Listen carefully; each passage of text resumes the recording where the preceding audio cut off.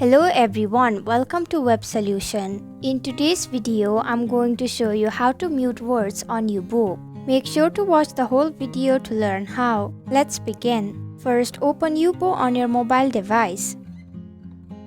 Tap on your profile icon at the top right of your screen. Tap on the settings icon at the top right of your screen. Select Safety and Privacy. Tap on Muted Words.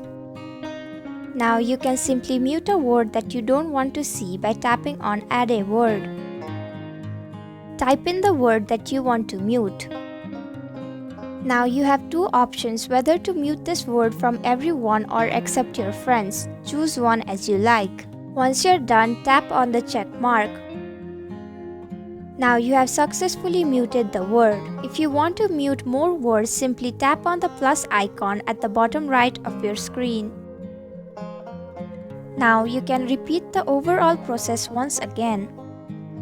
And that's it. This is how you mute words on Yubo.